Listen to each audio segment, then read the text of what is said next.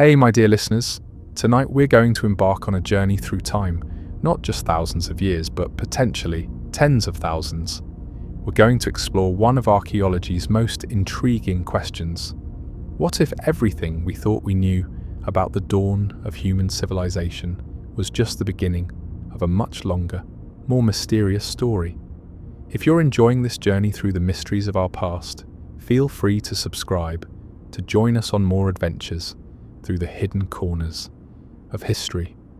And I'm curious, where in the world are you listening from tonight? Are you perhaps looking up at the same stars that guided our ancestors through countless generations? The continuity of the night sky connects us directly to every human who has ever lived, all of us sharing the same cosmic clockwork that marked time for our earliest ancestors. Now, for generations we've been taught a comforting narrative. Humans lived as hunter-gatherers for hundreds of thousands of years. Then around 10,000 years ago, something magical happened. The agricultural revolution sparked. Cities rose from the dust and civilization as we know it began. Mesopotamia gave us writing, Egypt gifted us pyramids, and from there, human progress marched steadily forward, like a well-orchestrated symphony. But what if this story, as neat and tidy as it sounds, is missing some rather important chapters? What if we've been reading the book of human history starting from chapter 3, blissfully unaware that the opening pages contain secrets that would fundamentally change how we see ourselves and our place in the long arc of time? Tonight, as the world outside your window grows quiet, let's wander together through the shadows of our past, where recent discoveries are whispering of possibilities that would have seemed like fantasy just a generation ago. We'll visit underwater cities that shouldn't exist, examine stone structures that challenge our assumptions, and consider the unsettling possibility that human ingenuity and organization may stretch back much further than we ever dared imagine. The traditional story begins around 3500 BCE in Mesopotamia, in the Fertile Crescent between the Tigris and Euphrates rivers. Here, the Sumerians developed what we consider the first true civilization. Cities with populations in the tens of thousands, complex irrigation systems, specialized labor, monumental architecture, and most importantly, writing. They gave us the wheel, the sailboat, and the earliest known literature in the Epic of Gilgamesh. It's a remarkable achievement that seems to emerge almost overnight from the archaeological record. Like a flower blooming in fast-forward photography, the Sumerians weren't alone in this sudden flowering. Around the same time or shortly after, civilizations sprang up in the Nile Valley, the Indus River Valley, and along the Yellow River in China. Each developed independently, yet all shared certain characteristics: urban centers, agricultural surplus, specialized crafts, complex religious systems, and hierarchical social structures. The synchronicity is striking. After hundreds of thousands of years of relatively simple hunter-gatherer existence, complex civilizations appeared across the globe within a few millennia of each other. This timing has puzzled historians and archaeologists for generations. Why then? Why there? And perhaps most intriguingly, why does the transition from simple to complex seem to happen so rapidly? It's almost as if humanity crossed some invisible threshold around 6,000 years ago, suddenly capable of achievements that had been impossible for countless previous generations. But here's where our story takes an interesting turn. Archaeological evidence from sites like Göbekli Tepe in Turkey is forcing us to reconsider this timeline in ways that would have been unthinkable just 30 years ago. Göbekli Tepe, which dates to around 9,600 BCE, presents us with sophisticated stone circles created by people who, according to our traditional narrative, should have been simple hunter-gatherers. These weren't rough stone circles thrown together by nomads. These were precisely carved pillars, some weighing up to 16 tons, decorated with intricate reliefs of animals and abstract symbols that speak to a level of artistic sophistication that shouldn't exist for another 5,000 years. The site covers 22 acres and contains at least 20 stone circles, each composed of massive T-shaped pillars arranged with mathematical precision. The craftsmanship is extraordinary. Lions prowl across the stone surfaces in bas relief. Serpents writhe up the pillars. Cranes spread their wings in frozen flight. Scorpions and spiders emerge from the carved stone as if alive. This isn't the work of people struggling to survive in a harsh world. This is the product of a society with enough surplus labour, organisational complexity, and artistic tradition to undertake massive ceremonial construction. The implications ripple outward, like stones thrown into still water. If hunter-gatherers could organise the labour necessary to quarry, transport, and erect these massive monuments, what does that tell us about their social organisation? About their understanding of astronomy, mathematics, and engineering? About the complexity of their religious or ceremonial life? And perhaps most intriguingly, what does it suggest about what else they might have been capable of that simply hasn't survived the long march of millennia? Göbekli Tepe isn't an isolated anomaly. Across Turkey, similar sites are being discovered and excavated. Navali Chori, dating to around 8,400 BCE, features comparable megalithic architecture and sophisticated stone carving. Karahan Tepe, currently being excavated, may be even older and more complex than Göbekli Tepe. Each discovery pushes back the timeline of complex human organisation and challenges our assumptions about the capabilities of pre-agricultural societies. Consider for a moment the challenge of preservation across deep time. We know that wood rots, textiles decay, and even stone monuments can be worn away by wind and weather. Most organic materials disappear entirely within centuries, not millennia. If a sophisticated civilization had flourished during the last ice age, what evidence would we expect to find today? The answer might surprise you with its modesty. Perhaps scattered stone tools, evidence of controlled fire, some worked bone artifacts, and if we were extraordinarily lucky, some protected stone structures in caves or other sheltered environments. The bias toward preservation of stone and pottery in the archaeological record means that we inevitably underestimate the sophistication of cultures that worked primarily in organic materials. The Pacific Northwest indigenous peoples created magnificent totem poles, complex houses, and intricate artworks entirely from wood, bark, and other organic materials. If their culture had ended 1,000 years ago, almost nothing would remain for archaeologists to discover except some stone tools and shell middens. Yet their social organisation was complex, their artistic traditions sophisticated, and their understanding of their environment profound. This preservation bias becomes even more significant when we consider the dramatic environmental changes that occurred at the end of the last ice age. Between 15,000 and 8,000 years ago, the world underwent transformations that dwarf anything in recorded human history. Ice sheets that had covered much of Europe and North America for tens of thousands of years melted away. Sea levels rose by more than 400 feet, drowning vast coastal plains where human populations would naturally have concentrated. Climate zones shifted by thousands of miles. Entire ecosystems appeared and disappeared. This brings us to one of the most fascinating aspects of our investigation: the problem of the missing thousands.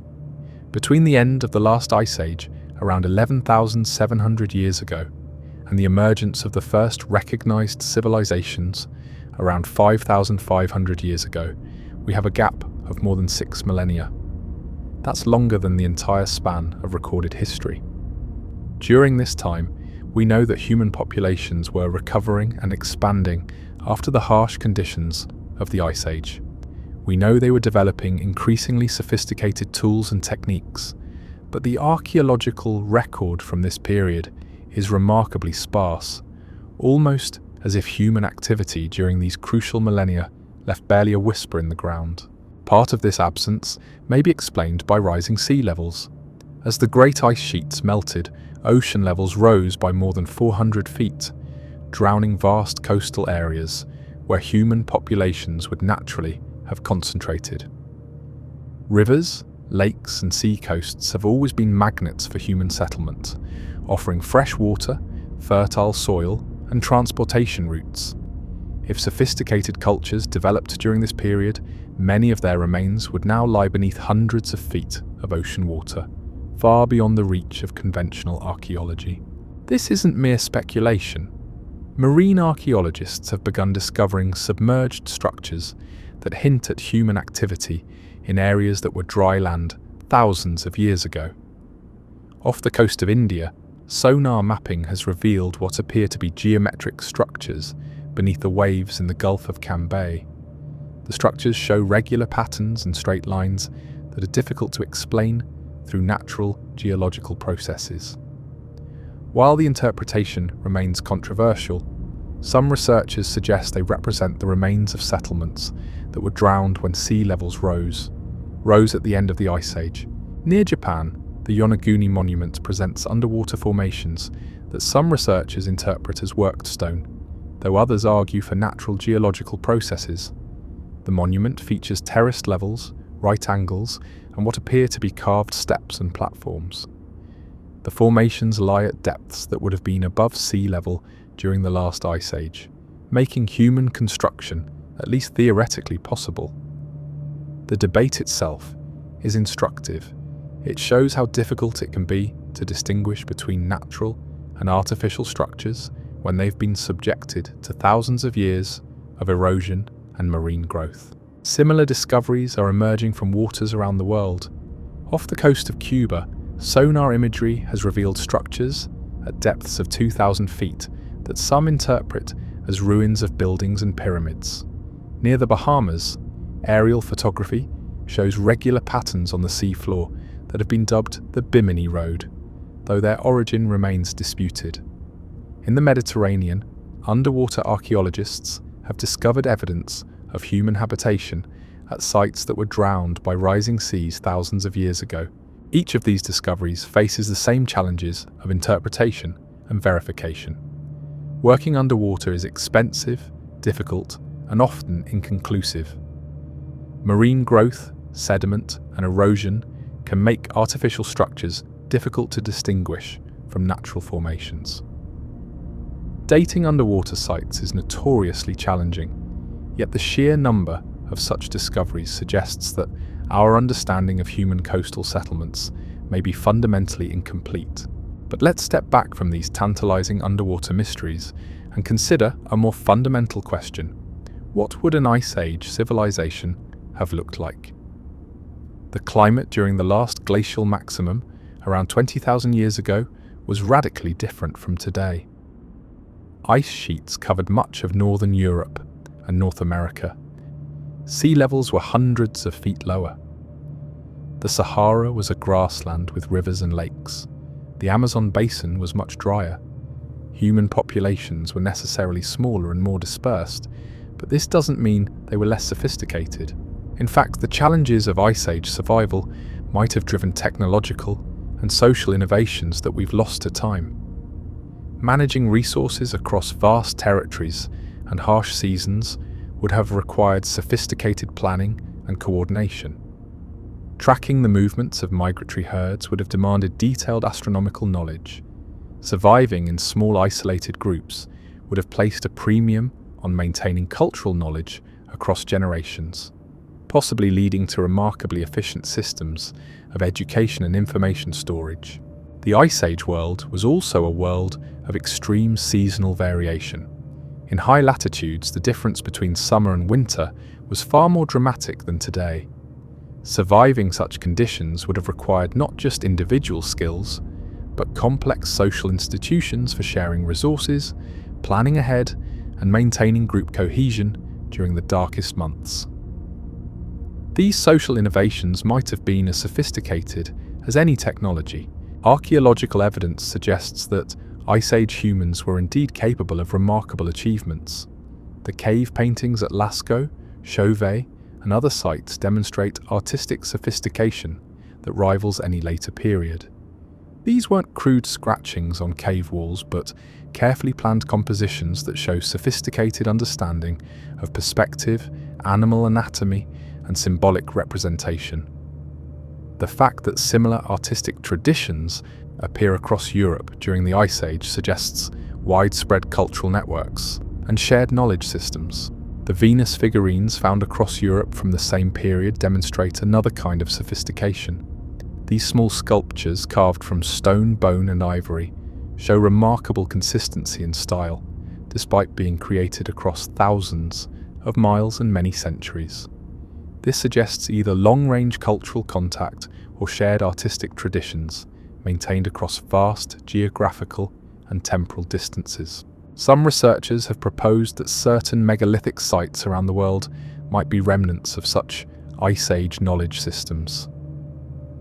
The stone circles at places like Stonehenge, they argue, could be reconstructions or elaborations of much older astronomical observatories, their original wooden counterparts having long since rotted away. The precision with which these sites track celestial movements suggests the kind of accumulated knowledge that takes not just centuries, but millennia to develop and refine. Stonehenge itself presents a puzzle that grows more intriguing with each new discovery. The monument was built in several phases over more than 1,500 years, beginning around 3,100 BCE. But recent excavations have revealed evidence of human activity at the site dating back to at least 8,500 BCE. Post holes and other features suggest that some form of structure existed at Stonehenge thousands of years before the famous stone circles were erected. What were people doing at this site for so long? What knowledge were they preserving and transmitting across centuries? The astronomical alignments at Stonehenge are well known. The heel stone marks the sunrise on the summer solstice. Other stones track the extreme positions of the moon over its 18.6-year cycle. But these alignments require generations of careful observation to establish and verify. They suggest not just astronomical knowledge, but institutional continuity, the ability of human societies to maintain complex projects across many generations. This brings us to one of the most intriguing pieces of evidence for deep antiquity in human knowledge: the widespread presence of sophisticated astronomical understanding in early civilizations around the world. The ancient Egyptians knew the precession of the equinoxes, a cycle that takes 26,000 years to complete. This knowledge appears in their mythology, their architecture, and their calendar systems. How did they discover this slow wobble in Earth's axis that can only be detected through observations spanning many centuries or millennia? Mayan astronomers calculated the orbit of Venus with stunning accuracy, creating tables that correctly predicted its movement centuries into the future. They knew the exact length of the solar year to within minutes. Their long count calendar tracked time over periods of millions of years. The mathematical and observational sophistication required for such achievements suggests knowledge traditions that stretch back far beyond the emergence of Mayan civilization itself. The builders of Angkor Wat in Cambodia arranged their temple complex to mirror the constellation Draco as it appeared 12,000 years ago, long before the temple was built. The Sphinx at Giza may have been positioned to face the constellation Leo when it rose with the sun around 10,500 BCE, again thousands of years before traditional dating places the monument's construction. These alignments suggest either remarkable foresight in planning monuments to commemorate ancient astronomical configurations, or the preservation of knowledge from much earlier periods. The idea of inherited knowledge brings us to another fascinating possibility: that what we call the agricultural revolution might not have been a single revolutionary development, but rather the rediscovery or widespread adoption of techniques that had been known and perhaps practiced on smaller scales for thousands of years. We now know that humans were processing wild grains and managing plant communities much earlier than previously thought. Sites in the Middle East show evidence of grain processing dating back at least 23,000 years.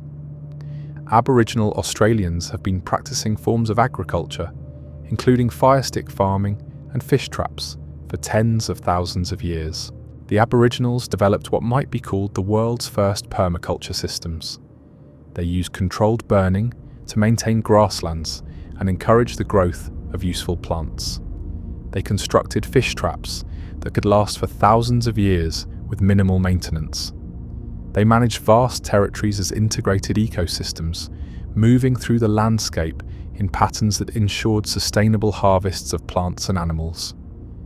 This wasn't simple hunter-gathering. It was sophisticated landscape management that supported population densities comparable to early agricultural societies. Similar techniques appear in other parts of the world.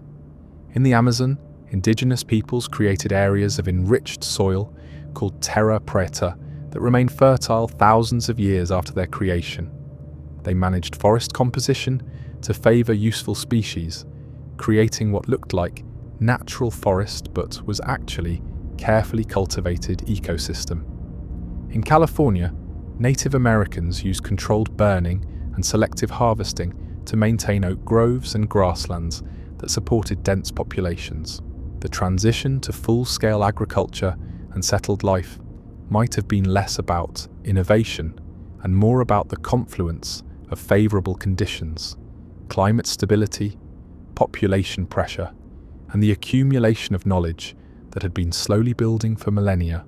From this perspective, the Neolithic Revolution begins to look less like a sudden breakthrough and more like the moment when long-developing human capabilities finally reached a tipping point. This reframing has profound implications for how we understand early civilizations. Instead of seeing them as the first tentative steps toward complexity, we might view them as the survivors, the traditions and knowledge systems that manage to preserve and transmit crucial information across the dramatic climate changes and population bottlenecks of the late Ice Age and early Holocene. Consider the mystery of shared mythological themes across cultures that had no contact with each other. Flood stories appear in traditions from Mesopotamia to the Americas to Australia. The Epic of Gilgamesh tells of a great flood that destroys the world, with humanity saved by a man who builds a great boat. The Bible recounts Noah's flood. Hindu traditions speak of Manu surviving a world-destroying deluge. Native American tribes across North America preserve flood legends. Australian Aboriginal stories tell of great waters that rose to cover the land. Dragons or great serpents feature in mythologies from China to Northern Europe to Mesoamerica. The world tree connecting earth to heaven appears in Norse mythology, Hindu cosmology, and Mayan beliefs. The divine twins, the cosmic mountain, the primordial waters, these archetypal images appear with such consistency across human cultures that some scholars have proposed they reflect genuine historical memories, preserved in story form across thousands of generations. Could some of these myths be cultural memories of actual events from the deep past? The flood stories, for instance, might preserve memories of the dramatic sea level changes that occurred as the Ice Age ended. The timing works. The meltwater pulses that raised ocean levels by hundreds of feet occurred between 15,000 and 8,000 years ago, well within the time frame that oral traditions might preserve in mythological form. The Aboriginal Australians provide a remarkable example of just how long oral traditions can maintain historical accuracy. Their Dreamtime stories include details about landscapes that were drowned by rising seas more than 7,000 years ago. These aren't vague references to flooding, but specific geographic details about islands, coastal features, and travel routes that can be verified through underwater archaeology. Stories tell of walking across land that is now beneath Bass Strait, of hunting in areas that are now underwater, of coastal camping sites that are now far beneath the waves. One particularly striking example involves stories from the Torres Strait Islands about a time when the islands were connected by land. Geological evidence confirms that during the last ice age, sea levels were low enough that many of the islands were indeed connected. The stories preserve specific details about travel routes and landmarks that would have existed only when the area was dry land, more than 8,000 years ago. If human memory, preserved in story and song, can maintain accuracy over 7 or 8 millennia, what other historical information might be encoded in the mythologies of the world? The consistency of certain mythological themes across isolated cultures suggests that these stories might preserve memories from a time when human populations were more widely dispersed but still connected by shared cultural traditions. This possibility becomes even more intriguing when we consider the evidence for rapid cultural development in the early Holocene. The transition from the end of the Ice Age to the emergence of the first recognized civilizations happened with surprising speed. Complex societies seem to appear almost fully formed, with sophisticated technologies, elaborate religious systems, and detailed astronomical knowledge. Rather than seeing this as evidence for rapid innovation, might we instead be witnessing the reconstruction of older traditions? The technology certainly existed. By the end of the Ice Age, humans had mastered fire, developed sophisticated tools, created complex shelters, and demonstrated remarkable artistic abilities in caves like Lascaux and Chauvet. The cognitive and technical foundations for civilization were clearly in place. What might have been lacking was not capability, but the favorable conditions for large-scale, permanent settlements. Ice Age humans had developed sophisticated techniques for working stone, bone, and organic materials. They created complex tools that required multiple stages of manufacture and specialized knowledge to produce. They developed techniques for hafting stone blades to wooden handles using plant-based adhesives. They created specialized tools for different tasks: needles for sewing, awls for piercing, scrapers for working hides, burins for carving bone, and antler. The level of craftsmanship evident in Ice Age artifacts is often remarkable. Stone blades were knapped with precision that produced cutting edges sharper than modern surgical steel. Bone needles were carved so finely that they rival modern sewing needles in their precision. Spear throwers were engineered to multiply the force and accuracy of thrown projectiles, demonstrating sophisticated understanding of leverage and projectile physics. These conditions arrived with the warming climate of the Holocene. Stable weather patterns made agriculture more reliable.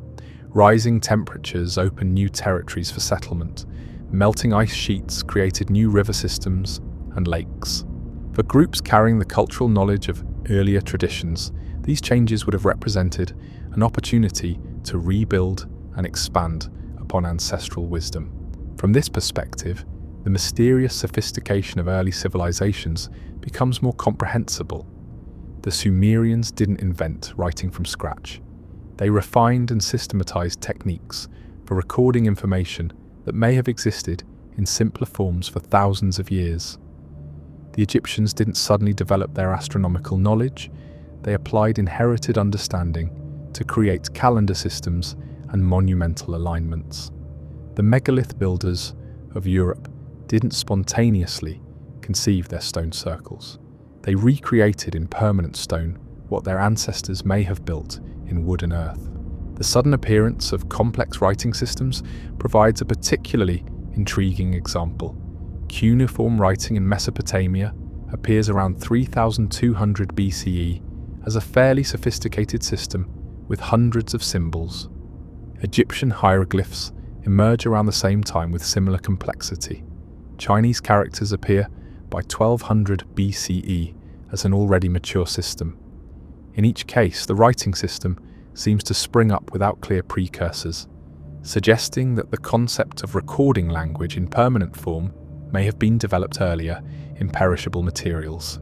We know that humans have been using symbols to record information for tens of thousands of years. Cave paintings show clear symbolic representation. Carved bones from Ice Age sites show what appear to be tally marks and lunar calendars. Indigenous cultures around the world developed complex systems for recording information using knots, beads, carved sticks, and other perishable materials. The leap to permanent writing systems may have been less revolutionary than it appears, representing instead the application of existing symbolic systems to new materials and purposes. This isn't to diminish the achievements of these early civilizations. Quite the contrary, it suggests that human cultural development is an even longer and more impressive story than we've previously recognized. Rather than a few thousand years of progress, we might be looking at a continuous tradition of knowledge development, preservation, and transmission stretching back into the deep past. But if earlier civilizations existed, why don't we find more evidence? This question brings us face to face with the realities of archaeological preservation and the biases inherent in our search for the past. We look for what we expect to find: pottery, metal tools, monumental architecture, written records. But a civilization that developed during the Ice Age might have left traces that don't fit our preconceptions. Imagine a culture that specialized in working with organic materials: wood, bone, hide, plant fibers. They might have created magnificent structures, sophisticated tools, and complex information storage systems, but almost none of it would survive the millennia. The great longhouses of the Iroquois, some over 300 feet in length and housing dozens of families, were marvels of engineering and social organization, but they would leave almost no archaeological trace after a few centuries of abandonment. Or consider a civilization that prioritized mobility over permanence, developing advanced techniques for managing resources across vast territories rather than concentrating in large cities. Their archaeological signature would be subtle and easily missed by excavation methods designed to find the remains of settled communities. The Mongol Empire, at its height the largest contiguous empire in history, left relatively few permanent structures. Their power lay in organization, communication, and mobility rather than monumental architecture. Many indigenous cultures developed sophisticated knowledge systems that required no permanent installations. Australian Aboriginals encoded detailed geographical information in songlines that could guide travellers across thousands of miles of seemingly featureless terrain. Polynesian navigators used wave patterns, star positions, and bird behaviour to cross vast ocean distances with remarkable accuracy. These achievements required profound understanding of natural systems and sophisticated techniques for transmitting knowledge, but they left no ruins for archaeologists to excavate. There's also the question of where to look. Most archaeological work has focused on areas that are currently habitable and accessible, but the most favourable locations during the Ice Age might have been in regions that are now underwater, buried under later sediments, or simply haven't been investigated. The continental shelves, now beneath hundreds of feet of water, would have been prime real estate when sea levels were low. River valleys that are now deeply buried under millennia of sediment might preserve evidence of early settlements. Remote highland areas that seem marginal today might have been crucial refugia during past climate changes. Recent technological advances are beginning to address these limitations. Ground-penetrating radar can reveal buried structures without excavation. Satellite imagery can detect subtle landscape features that hint at human activity. Underwater archaeology is becoming more sophisticated and far-reaching. LiDAR surveys are revealing hidden structures beneath forest canopies and detecting landscape modifications that previous generations of archaeologists missed entirely. These new tools are already yielding surprises. In the Amazon, LiDAR has revealed vast earthworks created by pre-Columbian civilizations that were completely invisible from ground level. The geometric patterns, called geoglyphs, cover areas larger than many European countries and required sophisticated planning and massive labor coordination to create.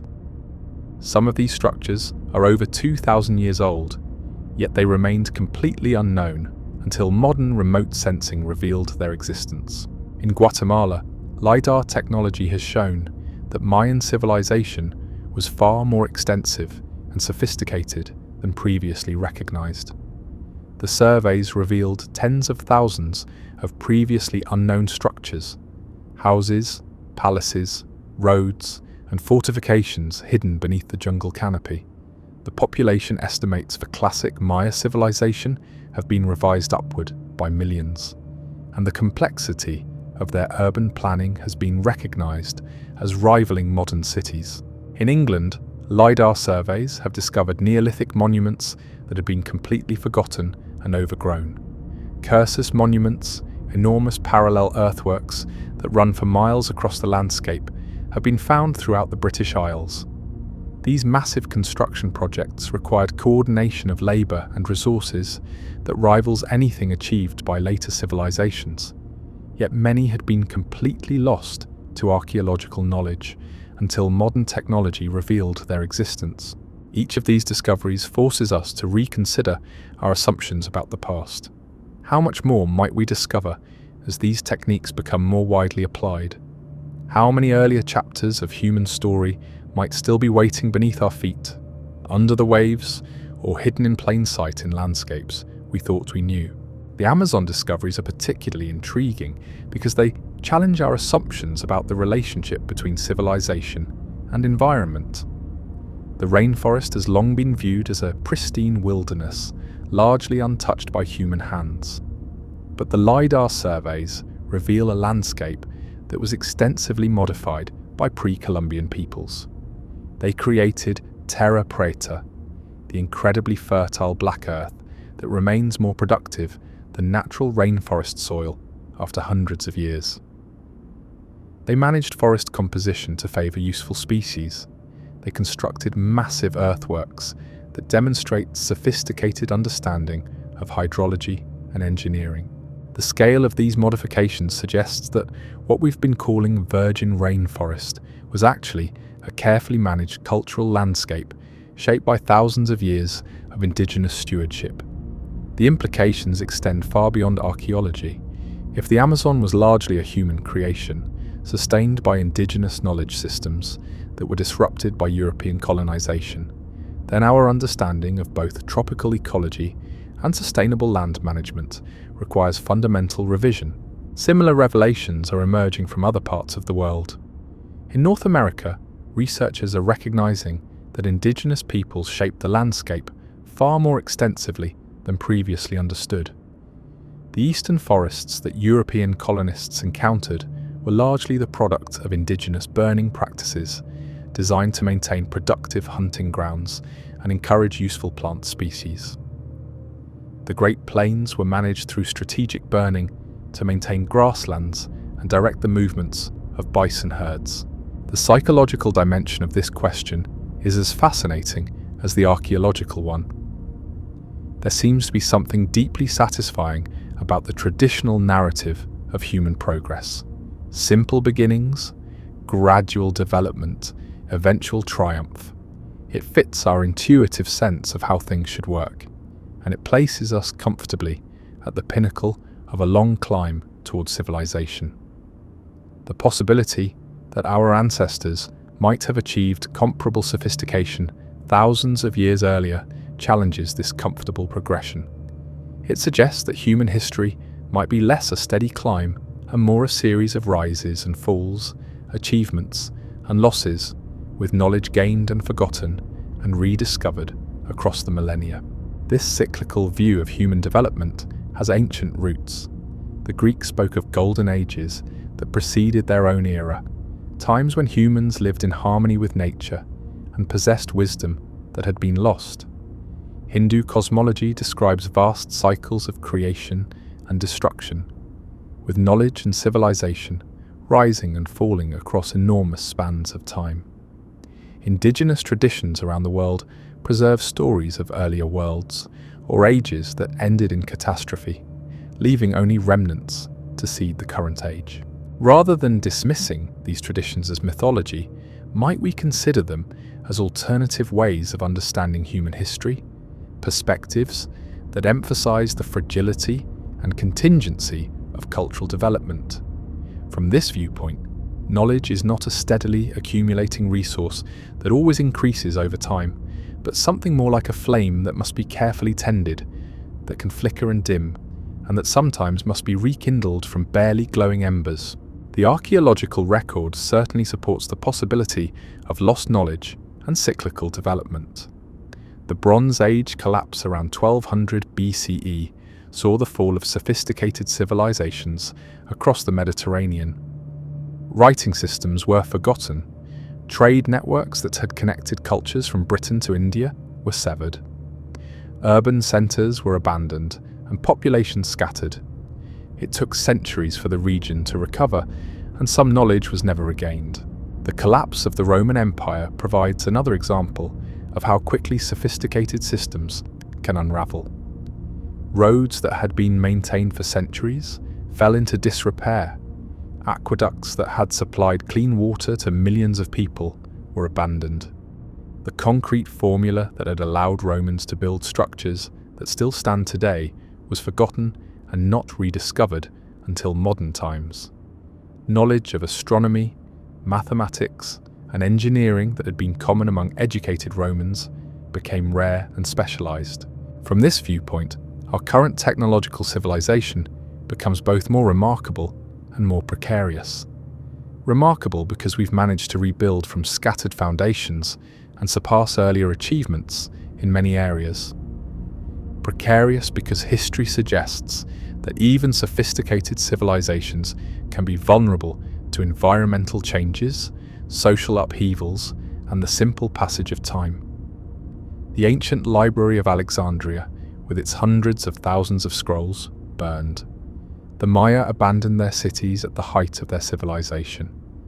The Easter Islanders cut down their last trees and watched their society collapse. What knowledge have we lost and regained? What techniques did our ancestors master that we've had to rediscover?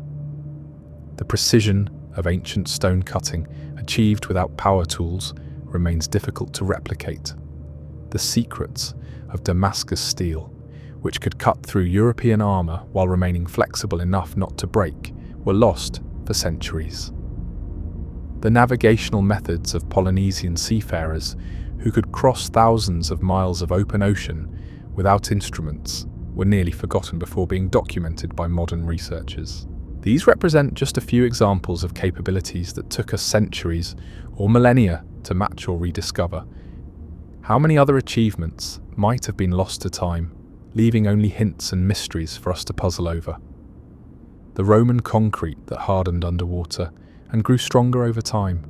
The Greek fire that burned on water and couldn't be extinguished.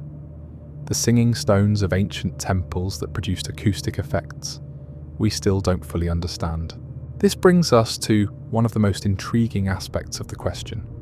Not whether earlier civilizations existed, but what they might have been like.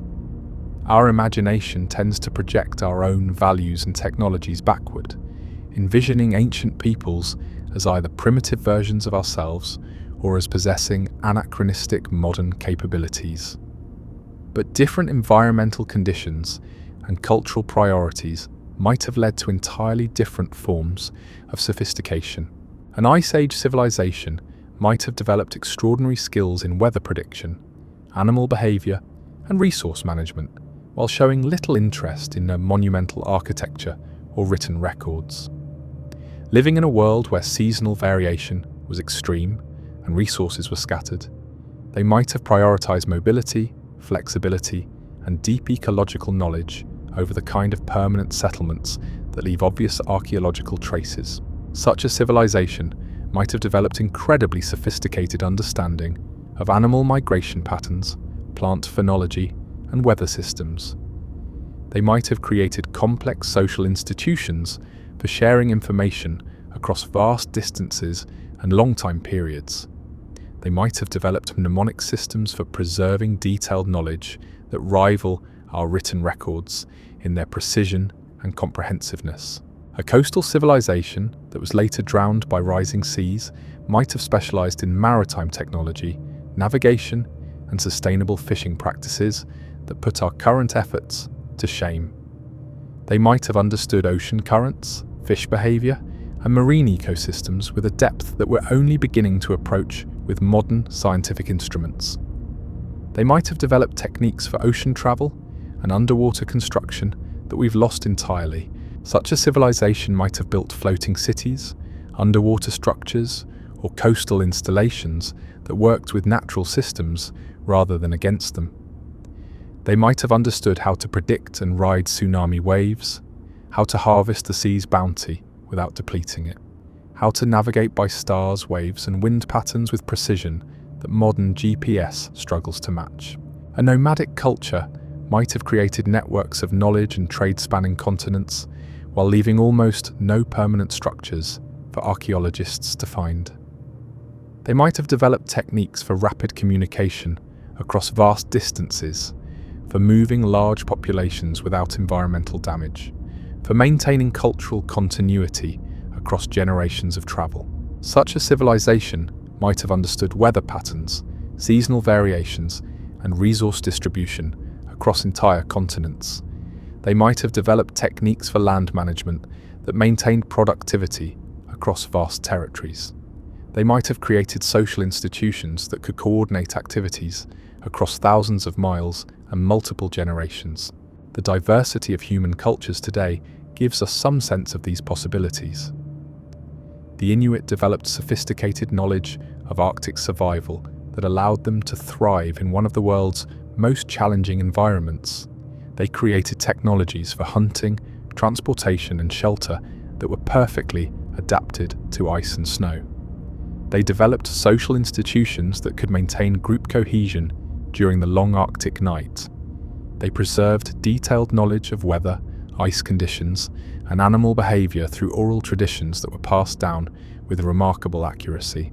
Aboriginal Australians created sustainable land management systems that maintained productivity for tens of thousands of years. They developed techniques for controlled burning that maintained ecosystem health. They created social institutions that regulated resource use and prevented overexploitation. They preserved detailed geographical and ecological knowledge through songlines and stories that served as both maps and manuals for sustainable living. Polynesian navigators crossed thousands of miles of open ocean using techniques that European explorers initially dismissed as impossible. They could read wave patterns to detect distant islands. They used star positions, wind directions, and bird behavior to maintain course across featureless ocean. They developed sailing technologies that were perfectly adapted to Pacific conditions.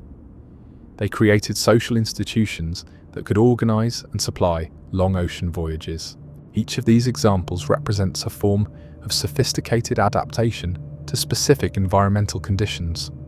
The knowledge systems involved are as complex as anything developed by urban civilizations, but they're oriented toward different goals and different ways of living in the world. Multiply this diversity across the dramatically different climate conditions of the past 100,000 years, and the possibilities become almost limitless. Ice Age humans might have developed forms of knowledge and social organization that we can barely imagine, simply because the conditions that shape them no longer exist. As we sit here in the quiet evening, perhaps it's worth reflecting on what this possibility means for our understanding of ourselves. If earlier civilizations existed, it suggests that human potential has been much more constant across time than we usually assume. The people who painted the cave walls at Lascaux 17,000 years ago had the same fundamental cognitive abilities as the people who painted the Sistine Chapel. The builders of Göbekli Tepe were working with the same human creativity and problem-solving skills that designed our modern cities. This perspective is both humbling and inspiring.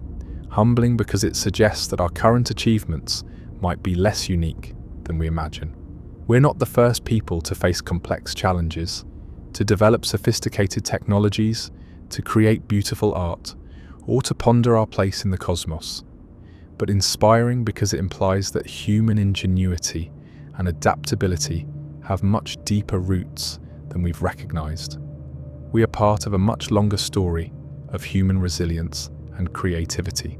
The cognitive abilities that allowed our ancestors to survive ice ages, navigate vast oceans, and create magnificent art are the same abilities that drive modern science, technology, and culture.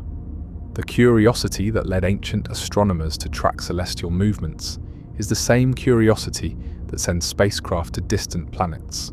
The problem-solving skills that enabled hunter-gatherers to thrive in harsh environments are the same skills we use to address contemporary challenges. This continuity suggests that what we call human nature, our capacity for innovation, cooperation, artistic expression, and meaning-making, has remained remarkably consistent across tens of thousands of years. The technologies change, the environments shift, the specific challenges evolve, but the underlying human response remains recognizably similar. We adapt, we learn, we create, we preserve knowledge for future generations. The search for evidence of earlier civilizations also reflects something important about our current moment. We live in an age when our own civilization's impact on the planet is so dramatic that we're beginning to think in geological terms. We talk about the Anthropocene, the new geological age defined by human influence on Earth's systems. We worry about what traces our civilization will leave for future archaeologists to puzzle over. Will our cities become mysterious ruins? Will our digital knowledge prove as fragile as ancient papyrus? Will climate change force our descendants to rediscover techniques we've forgotten? These concerns naturally lead us to wonder whether we're the first to face such challenges. The end of the Ice Age brought dramatic environmental changes that rival anything we're experiencing today. Ocean levels rose by hundreds of feet. Entire ecosystems shifted latitudes. Weather patterns that had persisted for millennia changed within centuries. If complex human societies existed during this transition, how did they adapt? What strategies did they develop for preserving essential knowledge through periods of upheaval? Some researchers have proposed that certain ancient sites might represent attempts to create long-term knowledge storage systems, libraries built in stone rather than papyrus, designed to preserve crucial information across potential dark ages. The precision of sites like Stonehenge and the Great Pyramid might reflect not just religious or ceremonial purposes, but practical efforts to encode astronomical and mathematical knowledge in forms that could survive cultural disruption. The Great Pyramid itself presents fascinating puzzles that support this interpretation. Its dimensions encode mathematical relationships that weren't supposedly discovered until thousands of years later. The ratio of its perimeter to its height equals pi to remarkable accuracy. Its internal passages align with specific stars and constellations. Its construction required understanding of advanced mathematics, astronomy, and engineering that seems to appear suddenly in Egyptian culture without clear precedents. Rather than assuming the Egyptians suddenly developed this knowledge, might we consider that they were applying much older traditions to create a permanent monument? The pyramid's design might represent the culmination of knowledge systems that had been developing for thousands of years, finally given permanent expression in stone when the political and economic conditions allowed for such massive construction projects. This idea resonates with our own efforts to create warning systems for future civilizations. The markers being designed for nuclear waste sites face similar challenges. How do you communicate important information to people whose language and culture might be completely different from your own? How do you create messages that will remain comprehensible across thousands of years? The ancient monument builders might have faced similar problems and developed solutions that we're only beginning to understand. The challenges are enormous. Languages change completely within a few centuries. Cultural symbols lose their meaning. Even the most durable materials eventually decay. How do you encode information in ways that will survive and remain interpretable across millennia? The ancient builders might have developed techniques we haven't recognized, encoding information in architectural proportions, astronomical alignments, and symbolic systems that transcend specific languages or cultures. Some researchers have proposed that megalithic sites worldwide share common proportional relationships that might represent a universal mathematical language. The use of specific units of measurement, geometric relationships, and astronomical alignments might constitute attempts to create knowledge systems that would remain meaningful to any culture sophisticated enough to build and measure accurately. Whether or not earlier civilizations existed, the question itself reveals something important about human nature. We are storytelling creatures, always seeking to understand our place in the larger narrative of existence. The possibility that our story has deeper roots than we imagined appeals to something fundamental in our psychology. The sense that we are part of something larger and more enduring than our individual lives, or even our current culture. This drive to connect with something larger than ourselves appears in every human culture. We create genealogies that connect us to ancestral lines. We preserve traditions that link us to past generations. We build monuments that we hope will outlast our individual lives. We seek to understand our origins and to imagine our future place in the long arc of time. The question of earlier civilizations taps into these deep psychological needs. It suggests that we are part of a story that stretches much further back than we previously imagined. It implies that human achievements, struggles, and aspirations have a longer history than recorded time reveals. It connects us not just to recent ancestors, but to the entire span of human cultural development. This connection carries both comfort and responsibility. Comfort because it suggests that we are not alone in facing the challenges of existence. Countless generations before us have grappled with similar problems and found ways to survive and thrive. Responsibility because it implies that we are custodians of knowledge and traditions that stretch back thousands of years, entrusted with preserving and transmitting human wisdom to future generations. This doesn't mean we should accept every speculative theory about ancient advanced civilizations. Good archaeology requires careful evaluation of evidence, rigorous testing of hypotheses, and healthy skepticism about extraordinary claims. The history of archaeology is littered with theories that seemed compelling but couldn't withstand careful scrutiny. Claims about ancient astronauts, lost continents, or anachronistic technologies often reflect more about modern fantasies than ancient realities.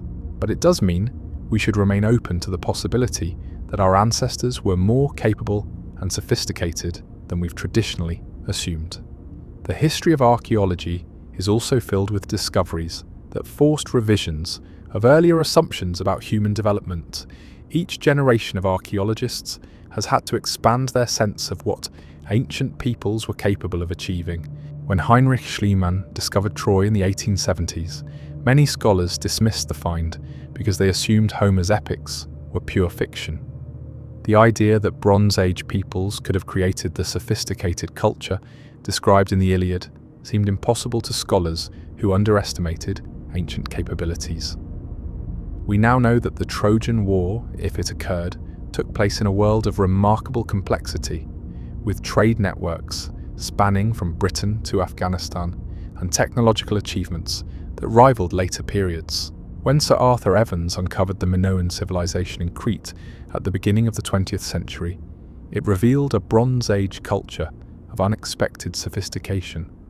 The palace at Knossos had running water, flushing toilets, and a complexity of organization that hadn't been imagined for such an early period.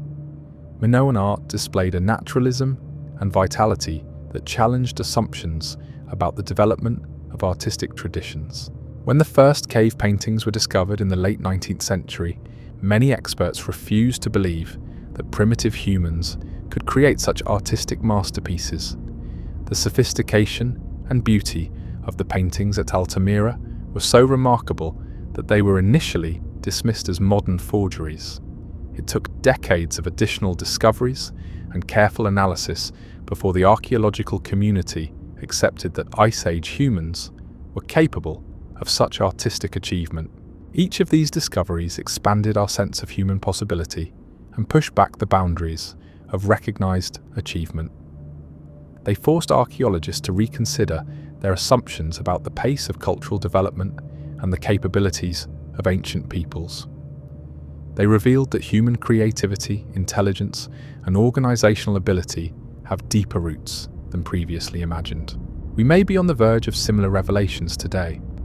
As our archaeological techniques become more sophisticated and our search extends to previously inaccessible areas, we may uncover evidence that further expands our timeline of human cultural development. Underwater archaeology may reveal coastal settlements that were drowned by rising seas.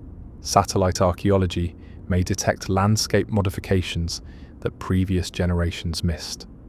Ancient DNA studies may reveal population movements and cultural connections that were previously invisible. Or we may find that the traditional narrative, while incomplete, captures the essential trajectory of human social evolution.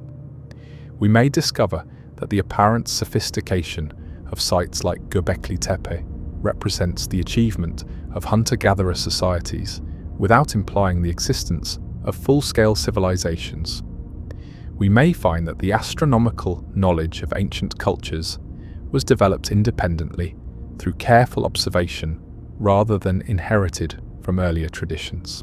Either way, the search itself is valuable. It reminds us that history is not a finished story, but an ongoing investigation. Each new discovery, each refined dating technique, each innovative research method adds another piece to the puzzle of human development. The picture that emerges may be more complex and surprising than we currently imagine. The recent discovery of Homo naledi in South Africa provides an example of how new findings can challenge established narratives. This early human species, with its mix of primitive and advanced characteristics, lived much more recently than expected and may have been creating symbolic art and burying their dead hundreds of thousands of years ago. If confirmed, these findings would push back the timeline of symbolic behavior and ritual activity by hundreds of millennia. Similar surprises may await us in the realm of cultural development. Sites currently thought to be natural formations may prove to be artificial. Artifacts currently classified as simple may reveal unexpected sophistication under new forms of analysis. Dating techniques may reveal that certain achievements are much older than currently assumed. The development of new technologies continues to expand our investigative capabilities. Ground-penetrating radar can reveal buried structures across large areas without excavation. Magnetometry can detect subtle variations in soil composition that indicate human activity. LIDAR can penetrate forest canopies to reveal hidden monuments and landscape modifications. Satellite imagery can detect subtle patterns that indicate ancient settlements or agricultural systems. These technologies are already revolutionizing our understanding of the past. The LiDAR survey of Angkor in Cambodia revealed that the Khmer Empire was far more extensive than previously realized, with urban areas covering thousands of square kilometers. Ground-penetrating radar surveys at Stonehenge have revealed a landscape filled with previously unknown monuments and structures. Satellite archaeology has identified thousands of new archaeological sites across the Middle East, many in areas that were previously considered too remote or dangerous for traditional survey methods. As these technologies become more sophisticated and widely available, they may reveal evidence of human activity in times and places that current theories don't anticipate. Underwater archaeology may discover submerged settlements from periods when sea levels were much lower. High-altitude archaeology may reveal Ice Age refugia that preserved evidence of early cultural development. Desert archaeology may uncover sites that were inhabited when current desert areas were fertile grasslands. The possibility of such discoveries keeps the question of earlier civilizations alive and compelling. Even if we never find evidence of fully developed Ice Age civilizations, we may discover that human cultural development has deeper roots and greater complexity than we currently recognize. We may find that the transition from hunter-gatherer societies to agricultural civilizations was more gradual and varied than our current models suggest. We may discover that certain technological and social innovations occurred much earlier than previously thought, or that they were developed independently in multiple times and places. We may find that cultural knowledge was preserved and transmitted across much longer time periods than we've assumed possible. We may uncover evidence of long-range contact and cultural exchange that predates known historical connections. Each of these possibilities would expand our understanding of human capability and cultural development. They would suggest that our ancestors were more innovative, adaptable, and connected than we've previously imagined. They would place current human achievements in a longer and richer historical context. As you prepare to settle into sleep tonight, perhaps you'll find yourself thinking about the long chain of human experience that connects you to our earliest ancestors. Whether they built monuments we haven't yet discovered, developed technologies we've forgotten, or lived lives of sophisticated simplicity that left only subtle traces, they faced the same fundamental challenges we face today: how to survive and thrive in a changing world, how to pass knowledge to the next generation, how to create meaning and beauty in the brief span of human life. The stars you might glimpse through your window tonight are the same stars that guided our ancestors across Ice Age landscapes and early Holocene settlements. The patterns they traced in the night sky, the seasonal changes they marked, the navigational aids they provided, all of these were as crucial to our ancestors as they are to us, though we now rely more on artificial lights and digital devices than on direct observation of celestial movements. The moon that lights your path has watched the rise and fall of countless human communities across the millennia. It has illuminated the work of monument builders, the travels of ancient traders, the gatherings of storytellers passing down cultural knowledge through oral tradition. In its unchanging cycle of phases, there's a constancy that connects every human generation, a celestial clockwork that has marked time since our species first looked up at the night sky in wonder. This continuity suggests something profound about the human experience.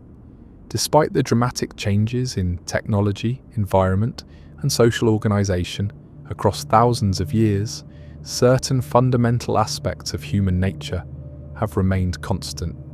We still look up at the stars and wonder about our place in the cosmos. We still create art and music and stories to express our inner lives. We still form communities and care for our children and seek to understand the meaning of existence. These continuities connect us not just to recorded history, but to the entire span of human cultural development. Whether or not earlier civilizations existed in the formal sense, human beings have been creating culture, transmitting knowledge, and adapting to changing conditions for tens of thousands of years. We are the inheritors of countless generations of human experience, learning, and adaptation.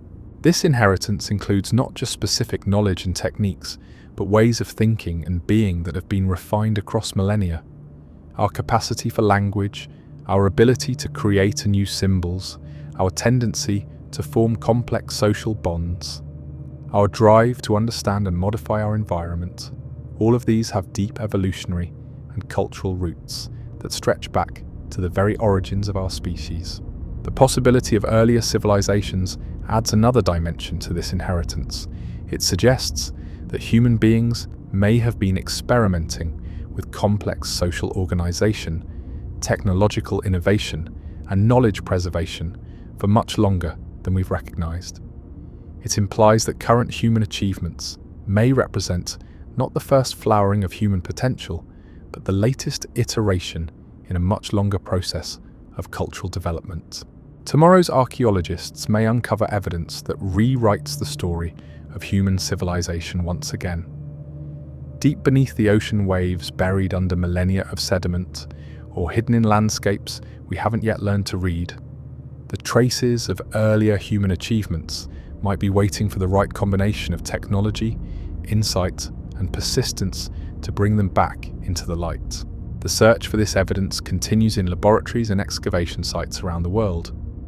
Researchers are developing new techniques for dating organic materials, new methods for detecting human activity in ancient sediments, new ways of analyzing genetic information preserved in archaeological remains. Each advance in technique opens new possibilities for understanding the past. Underwater archaeologists are exploring submerged continental shelves with increasingly sophisticated equipment. They're using remotely operated vehicles to survey areas that were dry land during the Ice Age.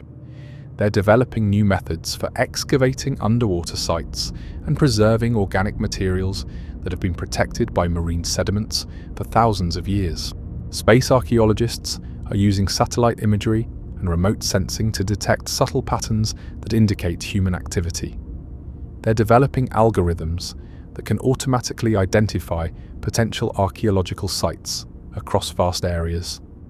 They're using multispectral imaging to see through vegetation and detect buried structures that are invisible to conventional photography. Geneticists are extracting and analyzing ancient DNA from archaeological remains, revealing patterns of human migration and cultural contact that were previously invisible. They're tracing the spread of specific genetic variants that are associated with cultural innovations like agriculture and metallurgy. They're reconstructing ancient population dynamics and identifying periods of rapid cultural change. Each of these research programs may yield discoveries that change our understanding of human cultural development. They may reveal evidence of earlier achievements, longer continuities, or more complex patterns of cultural change than we currently recognize. They may support the existence of earlier civilizations, or they may reveal that human cultural development followed the patterns that current theories suggest. Either outcome would be valuable. If evidence emerges for earlier civilizations, it would expand our understanding of human potential and place current achievements in a longer historical context. If such evidence doesn't emerge, it would confirm that human cultural development followed the trajectory that archaeological evidence currently supports, and it would highlight the remarkable achievement represented by the civilizations we do know about. Until then, we can appreciate the mystery itself, the tantalizing possibility that human ingenuity and social organization have deeper roots than we've recognized, that our ancestors may have achieved remarkable things in the deep past, and that the story of human civilization may be far richer and more complex than we've dared to imagine. In acknowledging what we don't know, we open ourselves to wonder, and wonder, after all, is the beginning of all discovery. The unknown has always been a source of both anxiety and inspiration for human beings. It represents potential danger, threats we can't predict or prepare for, but it also represents potential discovery, knowledge we haven't yet gained, achievements we haven't yet accomplished, stories we haven't yet uncovered. The question of earlier civilizations taps into both of these responses, suggesting both humility about what we don't know and excitement about what we might discover. This balance between humility and excitement, between accepting uncertainty and pursuing discovery, may be one of the most distinctly human characteristics. Other species adapt to their environments and pass on survival information to their offspring, but only humans seem driven to understand their place in the larger story of existence, to preserve and transmit cultural knowledge across generations, and to continually expand the boundaries of their understanding. Whether this drive leads us to discover evidence of earlier civilizations or confirms the current understanding of human development, it connects us to the long tradition of human curiosity and exploration that stretches back to our earliest ancestors. The same impulse that leads modern archaeologists to search for evidence of ancient achievements led our ancestors to explore new territories, develop new technologies, and create the cultural traditions that we've inherited. In this continuity, there's both comfort and inspiration. Comfort because it suggests that the human drive to understand and explore is not a modern aberration, but a fundamental aspect of our nature that connects us to countless generations of ancestors. Inspiration because it suggests that this drive will continue to lead to new discoveries and achievements, expanding our understanding of both the past and the future. Sweet dreams, fellow travelers through time. May your rest be peaceful, And may you wake tomorrow with renewed curiosity about the endless mysteries of our shared human story. The past may hold more secrets than we've dreamed, and the future may offer tools to unlock them that we can barely imagine today.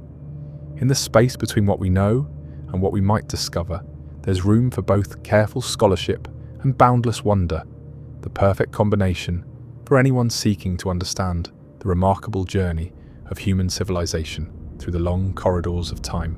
As you drift towards sleep, perhaps you'll dream of ancient stargazers tracking celestial movements across millennia, of skilled craftspeople creating monuments that have outlasted empires, of storytellers preserving crucial knowledge in songs and tales that survived the collapse of civilizations. Perhaps you'll dream of underwater cities waiting to be discovered, of landscape modifications hidden beneath forest canopies, of genetic markers that will reveal previously unknown patterns of human migration and cultural contact. Whatever dreams come, they'll be part of the same human imagination that has always sought to understand our origins, to preserve our achievements, and to imagine our future possibilities. In that imagination lies both the mystery and the hope that drives all human exploration. The possibility that there's always more to discover, more to understand, more to achieve than we currently know. And in that possibility, there's something worth dreaming about indeed.